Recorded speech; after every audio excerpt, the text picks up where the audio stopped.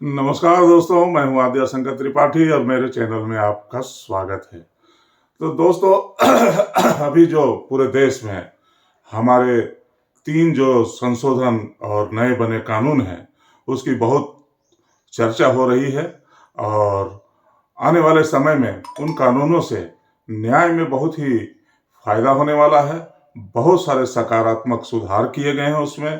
केंद्र सरकार ने उसमें जो कानून बनाए हैं, उसमें जो क्रिमिनल लॉ जस्टिस है, वो दोनों सदनों से पास हो करके राष्ट्रपति महोदया का दस्तखत हस्ताक्षर हो चुका है। अब सिर्फ उसमें नोटिफिकेशन बाकी है। नोटिफिकेशन का मतलब आपको समझा दूं दोस्तों कि नोटिफिकेशन का मतलब ये होता है कि जिस दिन से भी वो नोटिफाइड होगा वो कानून, उस दिन से वो कानून लागू होंगे। तो जो कानून है दोस्तों, जो कानून अभी नए बने हैं, उन कानूनों को कब से लागू होगा, तो देश में इस बात की अभी प्रतीक्षा हो रही है कि ये कानून आखिर लागू कब से होंगे। तो मैं आपको सारी डिटेल कि ये कानून लागू कब से होगा और इस कानून में क्या क्या सुविधाएं दी गई हैं, जो आपको पेशी पे पेशी, तारीख पे तारीख मिलती थी, उनसे आपको निजात मिल पाएगा। और जो इन्वेस्टिगेशन है, जो इन्वेस्टिगेशन में खामियां होती थी, जिनके कारण अपराधी छूट जाया करते थे, उन सारी चीजों में क्या बदलाव किया गया है और क्या उसके लिए फैसिलिटीज दी गई है और किन किन चीजों को सबूतों के तौर पे मान्यता प्रदान किया गया है। दोस्तों, ये बहुत ही अहम और बहुत ही महत्वपूर्ण जानकारी आपको मैं देने वाला हूं। तो इस वीडियो को अंत तक जरूर देखिएगा और जो हमारे नए दर्शक हैं, कृपया इसे सब्सक्राइब कर लें मेरे चैनल को, और जो पुराने दर्शक भी अभी तक नहीं कर पाए हैं, वो इसे सब्सक्राइब कर लें।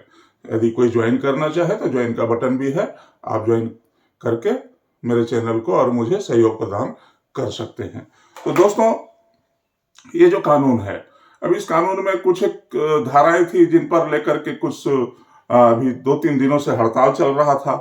तो उसके लिए भी एक खुशखबरी ये है कि सरकार की पहल से जो ट्रांसपोर्ट एसोसिएशन है, उनसे बातचीत हो गई है और सरकार ने इस पर आश्वासन दिया है कि इसको लागू करने से पर्टिकुलर इस स्पेसिफिक धारा के लिए विचार किया जाएगा। तो अब ये मामला जो ट्रकों का और बसों का और ट्रांसपोर्टेशन से संबंधित था, ये मामला सरकार के बहुत अच्छी पहल के कारण जो है यहाँ पर सफल हो गई है और निश्चित ही आज या कल में ये धरना प्रदर्शन आंदोलन समाप्त हो जाएगा, बसें चलने लगेंगी। तो ये तो पिछले 2 वीडियो के बारे में जो मैंने बनाया था, तो एक उसकी सकारात्मक परिणाम आए हैं, इसलिए मैंने आपको ये बता दिया। तो आइए अब शुरू करते हैं दोस्तों कि जो नए क्रिमिनल जस्टिस के जो कानून बने हैं, है ना, ये लागू कब से होंगे। तो ये दोस्तों आपको बता दूं मैं कि ये लागू इसी साल 2024 में 26 जनवरी के दिन से नोटिफाई होंगे। कब से लागू होंगे? इसी साल 26 जनवरी से, जिस दिन हमारा ये देश संविधान जिस दिन लागू हुआ था, उसी दिन से ये हमारे तीनों जो नए कानून बने हैं, जो आईपीसी, सीआरपीसी और एविडेंस एक्ट, तीनों को नया नाम भी दिया गया है और तीनों में बहुत सी धाराओं में परिवर्तन किया गया है और जो अनावश्यक धाराएं थी उनको हटा दिया गया है। तो क्या परिवर्तन किया गया है दोस्तों, और इसमें क्या क्या आपको आने वाले समय में फायदा मिलेगा, इसे मैं आपको बता देता हूं। इसे बहुत सारे अखबारों ने भी महत्वपूर्ण से और प्राथमिकता के तौर पे इसको छापा भी है दोस्तों। दैनिक भास्कर ने भी इसे छापा है। तो 1 साल में पूरे देश में लागू कर दिए जाएंगे।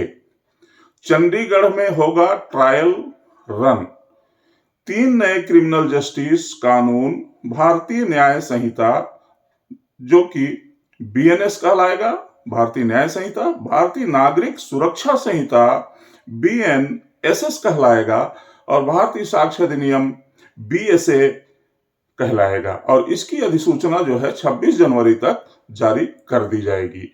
एक सरकारी अधिकारी ने मंगलवार को कहा, यह दैनिक भास्कर ने यह छापा है दोस्तों, कि एक सरकारी अधिकारी ने मंगलवार को कहा कि इन कानून को 1 साल के भीतर पूरे देश में लागू कर दिया जाएगा। अधिसूचित हो जाने पर नए कानून के तहत आपराधिक मामले दर्ज किए जा सकते हैं। फुल प्रूफ ऑनलाइन सिस्टम सुनिश्चित करने के लिए चंडीगढ़ में एक ट्रायल रन किया जाएगा, क्योंकि अधिकांश रिकॉर्ड इलेक्ट्रॉनिक या डिजिटल होंगे। अब जो कागजी जो चीजें रहा करती थी, जो इधर मिस हो जाती थी, खो जाती थी, जल जाती थी, डिस्ट्रॉय हो जाती थी, अब वो समस्या नहीं होगी। तो नए कानूनों को लेकर न्यायिक अधिकारियों की ट्रेनिंग के लिए गृह मंत्रालय पहले ही परामर्श कर चुका है। ट्रेनिंग भोपाल की एक एकेडमी में दी जाएगी। तीनों कानून हाल ही में हुए संसद के शीतकालीन सत्र में पारित किए गए हैं। राष्ट्रपति द्रौपदी मुर्मू ने 25 दिसंबर को कानूनों को अपनी सहमति दे दी है। नए कानून क्रमशः भारतीय दंड संहिता, आपराधिक प्रक्रिया संहिता और भारतीय साक्ष्य अधिनियम की जगह लेंगे। तो नए अपराध कानून से ये प्रमुख बदलाव आएंगे दोस्तों। क्या क्या बदलाव आएंगे? नाबालिग से रेप के दोषी को उम्र कैद या फांसी होगी, जो पहले ये व्यवस्था नहीं थी।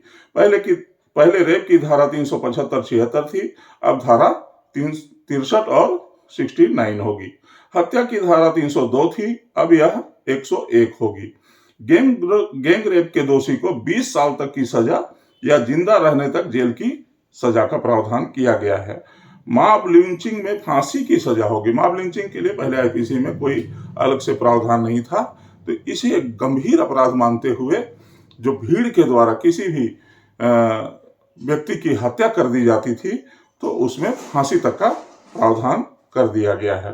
अब ट्रायल के मामले में क्या होगा दोस्तों? किसी व्यक्ति को गिरफ्तार करने पर पुलिस को उसके परिवार को जानकारी देनी होगी। यदि आपके परिवार के किसी व्यक्ति को या किसी सदस्य को गिरफ्तार किया जा रहा है, तो बिना जानकारी दिए, हालांकि ये व्यवस्था पहले भी थी, पहले ये जरूरी नहीं था, ऐसा ये कहते हैं, लेकिन पहले भी ऐसा था कि बिना जानकारी के आप गिरफ्तारी नहीं कर सकते थे।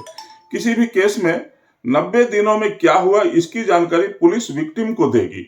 जो 90 दिन का इन्वेस्टिगेशन पीरियड होता है, उन दिनों में ये अपनी डायरी लिखा करते थे, और चूंकि डायरी की बातें हैं, हम जानकारी नहीं दे सकते हैं, ऐसा इनका कहना होता था। अब जो नया कानून बना है दोस्तों, इस नए कानून में इनको 90 दिनों के अंदर आपने क्या क्या किया है, इसकी जानकारी जो है पीड़ित को और उसके परिवार को देना पड़ेगा।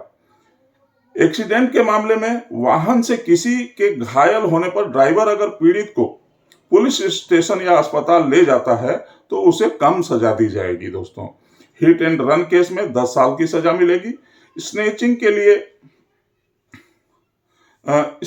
के लिए कानून नहीं है, अब कानून बन गया है। तो स्नेचिंग मतलब मोटरसाइकिल में चलते चलते किसी माँ, बहन, महिला हमारी जो सड़कों पे आती थी, जाती थी काम से, तो चेन स्नेच कर लिया जाता था। उसके लिए पहले कानून नहीं था, अब इसमें कानून बन गया है। तो इसमें ट्रायल का जो है, गंभीर मामलों में आधी सजा काटने के बाद रिहाई मिल सकती है। जैसे गंभीर मामले में जो उसका चरित्र और चरित्र अच्छा रहता है, अगर वो अच्छा व्यवहार करता है, तो आधी सजा काटने के बाद भी उसको रिहाई मिल सकती है। अब ट्रायल कोर्ट को फैसला अधिकतम 3 साल में देना ही होगा। मुकदमा समाप्त होने के बाद जज को 43 दिन में फैसला देना होगा। फैसले के 7 दिन के भीतर सजा सुनानी पड़ेगी। क्या होता था, फैसला कर दिया जाता था लेकिन सजा के लिए सुरक्षित रख लिया जाता था, तो ये लंबा नहीं खींच सकता, 7 दिन के अंदर देना होगा। दया की याचिका दोषी ही कर सकता है। अभी एनजीओ या कोई संस्थान दया याचिकाएं दाखिल करती थी। मान लीजिए किसी को मृत्यु दंड की सजा हो गई, तो उसके लिए जो है दया याचिका माननीय राज्यपाल या राष्ट्रपति के महोदय के पास जो होती थी, अब उसे जो दोषी व्यक्ति है वही कर सकता है। उसके लिए कोई भी एनजीओ या कोई तीसरा पक्ष जो है उसकी दया याचिका प्रस्तुत नहीं कर सकेगा। जो दोषी है या दोषी का परिवार वही कर सकता है। तो 3 साल के भीतर पहले फैसले की उम्मीद सरकार कर रही है। जिस दिन से कानून अधिसूचित होगा, जैसा कि बताया जा रहा है कि 26 जनवरी 2024 से अधिसूचित होगा। अधिसूचित होने के 3 साल के भीतर नए कानूनों के तहत फैसला आने की पूरी उम्मीद है दोस्तों। सरकार ने देश के सभी 850 पुलिस जिलों में तैनात करने के लिए 900 फोरेंसिक वैन खरीदने की प्रक्रिया शुरू कर दी है। तो अब समझिए कि 850 पुलिस जिला है पूरे देश भर में, और उसमें कम से कम 900 फोरेंसिक वैन। ये फोरेंसिक वैन एक महत्वपूर्ण और बहुत ही सकारात्मक पहल है, और सरकार ने ये बहुत ही अच्छा एक निर्णय लिया है। होता क्या था दोस्तों कि किसी भी गंभीर अपराध में जो मामला एफएसएल के लिए जाता था, जांच के लिए जाता था, वैज्ञानिक परीक्षण के लिए जाता था, तो महीनों महीनों सालों लग जाते थे। और जो अपराधी है वो जो है फॉरेंसिक रिकॉर्ड के बिना, जांच के बिना, परीक्षण के बिना छूट जाया करते थे। तो अब सरकार ने क्या किया है दोस्तों, 850 पुलिस जिलों में 900 फॉरेंसिक वैन खरीदने की प्रक्रिया शुरू कर दी है। इससे किसी अपराध के बाद फॉरेंसिक साक्ष्य जल्दी इकट्ठा किए जा सकेंगे। जाहिर है कि हर जिले में होगी। अभी तो क्या है कि 10 जिले, 8 जिले, 5 जिले में एक फॉरेंसिक लैब, कहीं राजधानी में तो कहीं कहीं होता है। जहां जाता है वहां लंबी कई थानों के जांच लंबित रहते हैं, तो वो लंबे समय तक जो है उन चीजों को रखे रहने से वो खराब भी हो जाया करते थे, तो उसका सही रिजल्ट भी नहीं आता था। तो बहुत सारी दिक्कतें थी जिनके कारण अपराधी छूट जाया करते थे। अगर अब ये जो फॉरेंसिक लैब है हर जिले में, हर जगह होंगी, तो इसका जो है वो परीक्षण होगा जो जल्दी हो जाया करेगा। और जाहिर है जब ये जल्दी हो जाया करेगा तो उससे एक सकारात्मक निर्णय लेने में आसानी भी होगी और न्याय भी हो सकेगा। तो इसके लिए दोस्तों किसी भी अपराध के बाद फॉरेंसिक साक्ष्य जल्दी इकट्ठा किए जा सकेंगे और अपराध वाली जगह की वीडियोग्राफी की जा सकेगी। ट्रेनिंग देने के लिए विभिन्न क्षेत्रों से करीब 3000 अफसरों की भर्ती की जाएगी। नए रोजगार भी मिलेंगे। 3000 अफसरों की भर्ती की जाएगी जिनको ट्रेनिंग दी जाएगी, और ये फॉरेंसिक जो जांच है, वैज्ञानिक जांच है, उससे संबंधित चीजें वो कर पाएंगे। 1 साल में फॉरेंसिक ट्रेनिंग। 3 कानूनों के अधिसूचित होने के बाद गृह मंत्रालय पुलिस अधिकारियों, जांचकर्ताओं और फॉरेंसिक क्षेत्र से जुड़े लोगों के लिए एक ट्रेनिंग प्रोग्राम शुरू करेगा। ट्रेनिंग से इन कानूनों के सुचारू रूप में लागू करने, निष्पक्ष, समयबद्ध और साक्ष्य आधारित जांच और जल्द सुनवाई निश्चित करने में मदद मिलेगी। ट्रेनिंग प्रोग्राम में अगले 9 महीने से 1 साल के भीतर उन 90% लोगों को शामिल कर लिया जाएगा जिन्हें ट्रेनिंग की जरूरत है। सभी रिकॉर्ड डिजिटल होंगे। ये बहुत महत्वपूर्ण निर्णय है। नए कानूनों के अनुसार रिकॉर्ड बनाने और सप्लाई करने, जीरो एफआईआर, चार्जशीट इलेक्ट्रॉनिक रूप में होगी। पीड़ितों को डिजिटल रूप में जानकारी दी जाएगी। नए कानूनों में डायरेक्टोरेट ऑफ प्रोसिक्यूशन का एक प्रमुख प्रावधान जोड़ा है। यह विभिन्न प्राधिकरणों की पात्रता, कार्यों और शक्तियों को परिभाषित करेगा। जरूरी कोऑर्डिनेशन सुनिश्चित करने के लिए विभिन्न स्तरों के प्रोसिक्यूशन अफसर के कर्तव्य और जिम्मेदारियां तय की गई है। जांच के दौरान प्रोसिक्यूशन अफसर नजर आएगा। जांच के दौरान भी प्रोसिक्यूशन अफसर रहेगा जो आपको कानूनी मदद करेगा और सलाह देगा। तो दोस्तों, आप जानते ही हैं कि जो आईपीसी है 1860 का, ये इंडियन पेनल कोड की जगह भारतीय न्याय संहिता 2023 हो गया। 1898 में सीआरपीसी बनी थी, जो कि अब भारतीय नागरिक सुरक्षा संहिता हो गई है।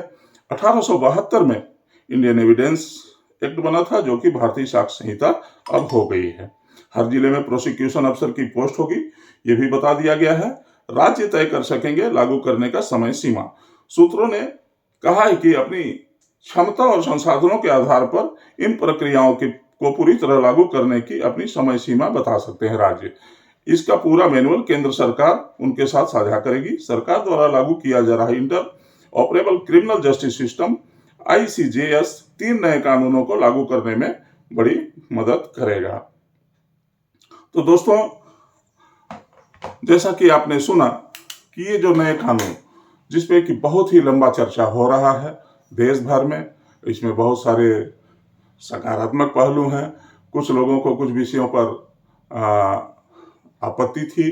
तो जो आपत्तियां थी, मुख्यतः अभी जो देश के सामने आया था, ट्रक ड्राइवर्स के लिए आया था, और ट्रक ड्राइवर्स ने हड़ताल भी कर दिया था, धरना प्रदर्शन भी किए थे, जिस पर कि एक बहुत ही सुखद पटाक्षेप कल के दिन में हुआ है सरकार की ओर से और ट्रक ड्राइवर्स यूनियन के बीच एक समझौता हो गया है। और सरकार ने आश्वासन दिया है कि जब भी यह अधिसूचना जारी की जाएगी, इस धारा पर विचार किया जाएगा।